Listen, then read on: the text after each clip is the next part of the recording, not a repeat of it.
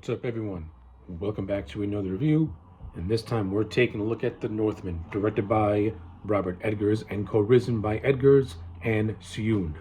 The film is based off the 12th century story Legend of Amleth from the Gesta Danorum by Saxo Grammaticus. The film tells the story of a young Viking prince who, after being exiled from his home, seeks out to avenge the murder of his father by the hands of his uncle at the height of the Viking Age.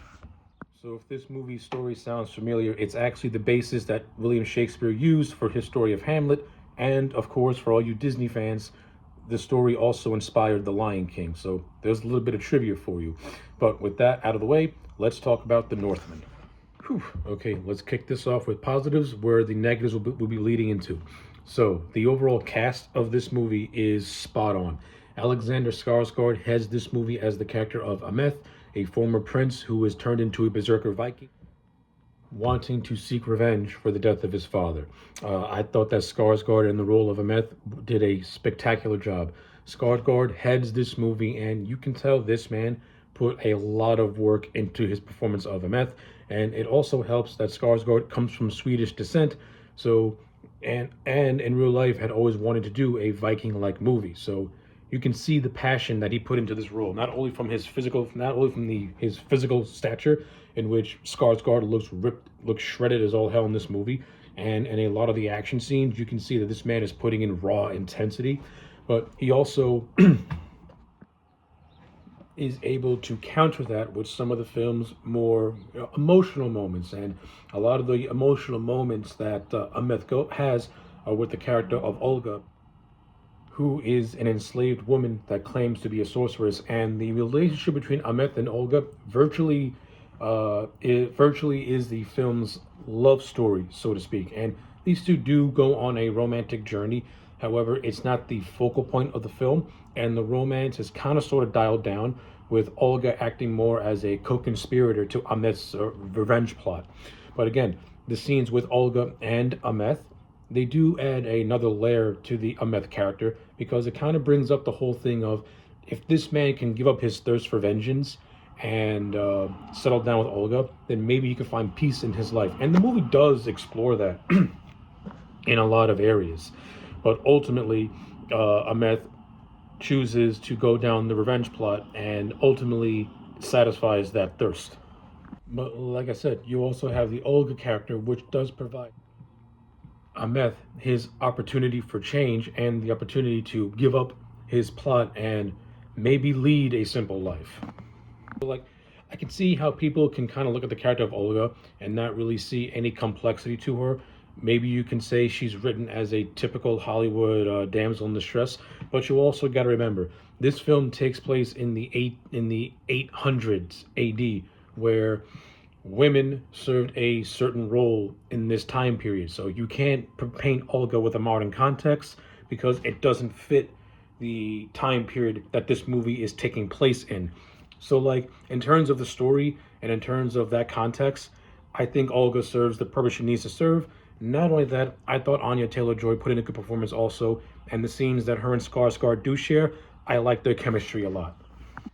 And I do like the final scene that Olga and Amleth do share, because Anya Taylor-Joy puts, she pretty much, shows her acting chops, where she goes in hysterics. So yeah, when it comes to Skarsgård and Anya Taylor-Joy, I got not too many complaints when it comes to that, because I wasn't expecting those two to have this big romantic fling. Even though the romance is there, and the ending does reveal that she is pregnant with Amleth's twins. Again, Olga's purpose is what it serves in this film. Aside from that, this movie also's got a lot of good supporting actors. You have Willem Dafoe, who has a role in this movie, just like he does in many of Robert Edgers' films, starting with The Lighthouse and on. In the film, Dafoe's character is that of Hymir, who is a court jester to the king, and his character basically foreshadows the revenge that Amleth is going to seek, as he, in a jokingly way, tells the king, who is played by Ethan Hawke, that his wife is basically cucking him with his brother, and they're planning to kill him. Now, of course, the king pretty much looks down on this as just a simple joke, nothing more, nothing less, and doesn't take it seriously. But then as you get later on in the film, where we find out that Hamir has been killed, he plays a huge role in Amleth's quest for revenge, where he tells him the story about this mythical sword that he needs to gain in order for his required revenge quest for revenge to get going. So like yeah, like Defoe's character, as minor it may be, is very very pivotal in Amleth's overall character arc. And then you have the king, Amleth's father, played by Ethan Hawke. And even though Ethan Hawke has limited screen time in this movie, I felt that he put in a very, very good performance. I like the scenes of him and young Amleth. You can really tell that those two have a very strong bond. I kind of sort of like the scene where the king and his young son are having this ritual in which the king is preparing Amleth to take the throne. And in this scene, you have Hamir, who is presiding over this ritual. And in this scene, Hamir tells Amleth that his destiny is a fixed destiny, with Amleth making a vow to avenge his father if he were to ever be slain. And then after something as intense as that, you get this random moment of farting. It completely takes you out of the movie because it happens at complete randomness. I don't know what the intent was, what of this was for. When I first saw this movie, I thought it was dumb. And when I see it again for a second time, I still think it's dumb. Farting. In a serious movie like this, you have a scene, tension, you have a break, you break the tension of a scene with random farting. That's childish. But ultimately, after that scene, we get the big revelation of the king's brother, Fjord, played by Claes Bang, who basically betrays his brother, for he wants to take over his brother's kingdom. And this leads to the very intense scene where Fjord's army ransacks the village, virtually killing everyone and destroying everything. This also leads to a cold stare down between the king and his brother, where Ethan Hawke virtually says, "You can never have this land. You can never be king because you're never meant to be the king." And after that moment is said, Fjord decapitates his brother. Now, of course, young Amleth sees all this happening, and he, of course, is scared and shocked. Not only that, he sees his mom, played by Nicole Kidman, being kidnapped by Fjord as well. And of course, this leads to the scene where young Amleth has to find a way out of this village before he's killed as well. You get a very gruesome moment where he cuts off someone's nose, and it's a very bloody effect to the point where the noseless guy runs almost into the camera, and you get a nice full frame of it, and it looks spectacularly gory. Nonetheless, after this scene, this is where young Amleth escapes the village and begins his quest for revenge by having this chant replay over and over. "I will avenge you, father. I will save you, mother. I will kill you, Fjord." Then the film jump cuts to many, many years later, where Amleth is now a grown man. He is now a Viking berserker, and the first scene we see him as an adult is going to town on this village, completely ransacking it and going absolutely savage. Before I continue talking about the movie proper, let me just quickly go over the characters of Fjord and Nicole Kidman's character, who is Amleth's mother. Amleth's mother. I will say this. Claes Bang, his character at first, you can almost be compared to Claudius from Hamlet and Scar from The Lion King, but there's actually a lot more to his character when all is said and done. Like, the character of Fjord will not go down as a virtuously good person, but you kind of find out in the middle, you find out that pretty much killing his brother and taking his land was really all for nothing, because not too long after he did all that, he was defeated by a rival army, and he was forced to retreat into the woods of Iceland to become a sheep farmer. So, evidently, Fjord's plan to become king pretty much backfired and blew up in his face, since it was never his destiny to become said king. And this is where he just becomes a simple man with a simple life and a simple family. And that kind of adds a little bit more depth to the character of Fjord, because when we're reintroduced to him on this farm, he's not this cunning, vengeful person. He pretty much is acting like a sheep farmer, someone who's living a quiet life. And then you have Amleth, who is virtually the sins of Fjord's past coming to collect on the bounty and collect on all the heinous things that he's done. Virtually, you can say that Amleth has become Fjore's angel of death. And then on the flip side, you have Nicole Kidman's character of Queen Gruden. And to be fair, Nicole Kidman acts more like a Saturday morning cartoon villain. Like, there's not really a whole lot of complexity to the character of Queen Gruden. It's revealed when you get to the middle of the movie that she was secretly planning with Fjord to kill the king and kill Amleth to take over the kingdoms for themselves. And as stated by the queen, she was assaulted by the king, and Amleth was conceived through sexual assault.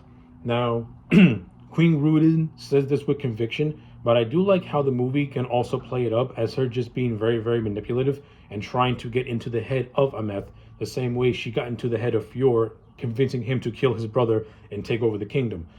In essence, Nicole Kidman's character is more of a villain than Fjord is, mainly because, to be honest with you, there's really no saving grace to the character of Queen Gruden.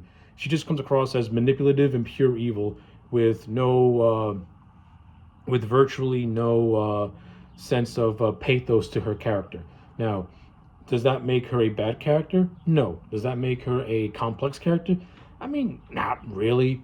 She's kind of bare bones, and she's kind of bare bones with it. To tell you the truth, Amleth and Fjord, they're probably the better written characters in this whole movie. Fjord, who does not come across as a full villain, does come across as a man with a lot of complexities to him, which can make you understand his motivations. When it comes to Queen Gruden, her motivations are pretty much cut and dry. Whew.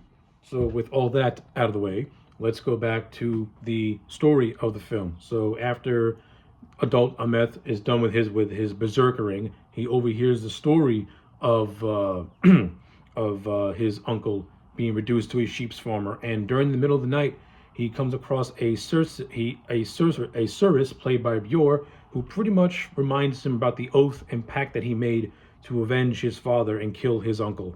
And this is what fully cements Amleth's path to completing that revenge quest. He goes to the point where he brands himself a slave. He then sneaks onto a boat. On this boat is where he meets Olga, and that's where their stuff happens and starts to fully form. And then once they eventually make it to Fjord's Icelandic farm, that's where the movie kind of slows down a lot, and not really and a lot of action does not really happen. This is basically this whole stretch of the movie is Amleth implementing himself into Fjord's farm, further expanding upon his relationship with Olga.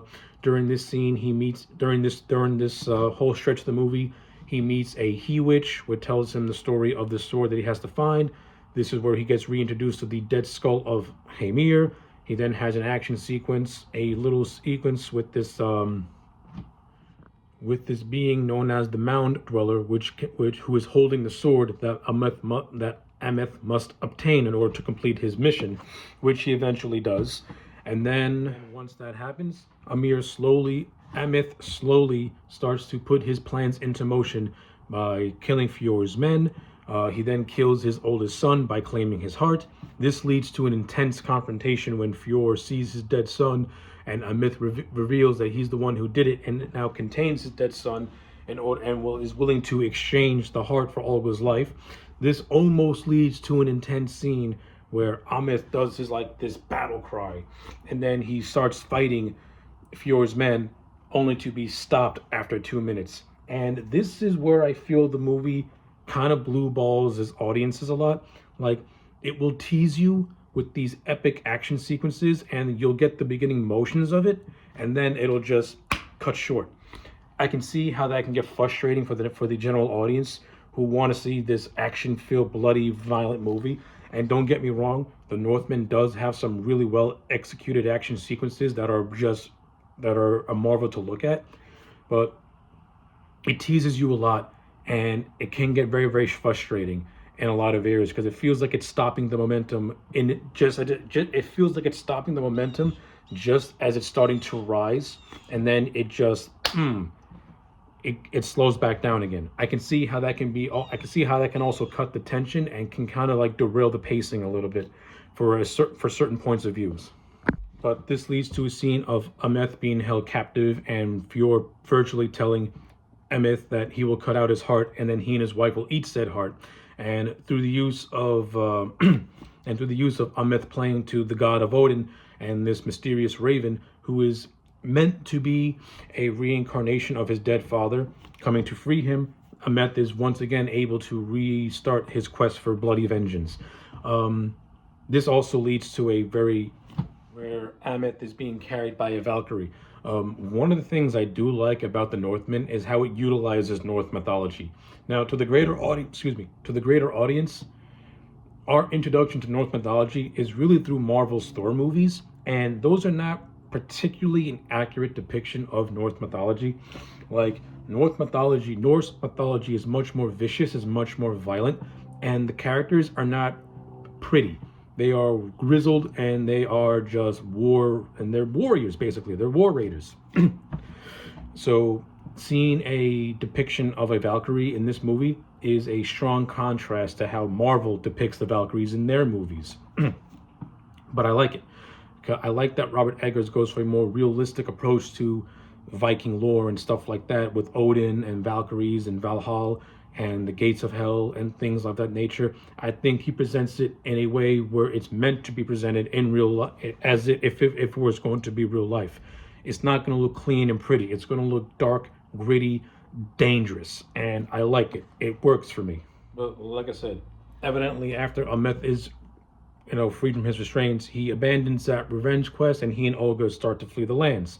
However, Amleth, not convinced that his family is going to be safe and the fact that Olga is carrying his twin children, he makes the decree that he chooses both things in life. He chooses both his new love and his revenge, ultimately finding solace that his revenge will lead to his new family being free. So this is where he abandons Olga, makes his way back to Fjord's lands, where he kills the queen and he also kills his young son. This leads to a final confrontation inside the volcano of Hekla, which is portrayed as the gates of hell, where where Fjord and Amleth have their intense and bloody sword battle. And I like this scene a lot. I love the cinematography of this scene. I like how it's mostly kept in darkness with shadows and stuff like that, and the only light is that of the lava itself. Like, it creates this cool, just almost like visual painting that you would see in a museum. It's such a phenomenal use of cinematography. But ultimately, it ends with basically Amleth and Fjord killing themselves, and that's virtually how the movie ends. It ends with Amleth getting his vengeance, but at the same time losing his life. But when it matters most, he ends up winning because his family is now forever safe, and Olga can give birth to the twin children, where the daughter will eventually rise to become a queen.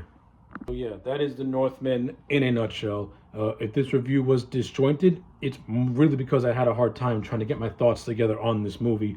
Hopefully, I was able to make it sound as coherent as possible. But before I go over my final grade, let me just go over a couple of production stuff. As I mentioned, the overall direction of this movie by Robert Eggers is really, really well done. Again, when you factor in certain moments kind of being undercut and the fact that you had like random just tension cutting moments that took place, it's an overall well-directed movie with powerhouse performances all across the board. You have phenomenal cinematography by Jaron Blaski, who has been Eggers' cinematographer virtually since The Witch. It makes everything in this movie just look desolate and just like cold and worn out and gritty, and I love it because it fits the stylistic tone of this movie in general. So I got zero complaints about the cinematography. It also has moments of a lot of good creativity, especially with that Valkyrie scene that I mentioned earlier, and a lot of the action sequences in this movie. When you do get them, they are bloody and they are fun to watch. So yeah, I don't got complaints in that area. I mean, I do think the movie could have benefited from maybe one or two more added action sequences, because you do have moments where you do have moments of just like of weird mystical stuff happening where there's not really a whole lot of action going on.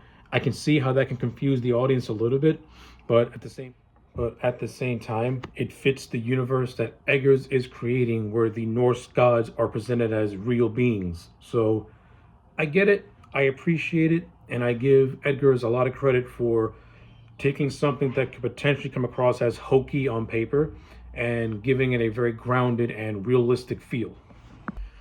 So there's a lot more to talk about with the Northman, but there are plenty of other videos out there that deep dive into the whole mythology of this movie and whatnot, and can expand on it much better than I ever can. These are just my overall general thoughts. When all is said and done, I thoroughly enjoyed the Northman. This further cements my ever-growing like of Robert Edgars as a filmmaker. So with everything being said and done, my final grade for this film is a solid 8 out of 10. Like, if you like bloody revenge epics, but also a movie that tells a very, very good story with some very interesting and complex characters, give The Northman a watch. You're not going to be disappointed, because it does put a fresh take on the whole revenge story. And just from a stylistic standpoint, it stands out for having just a very just awesome look and feel to it. So yeah, those are my thoughts. Let me know yours in the comment sections down below. Like the video and subscribe, and I'll check you back next time for more.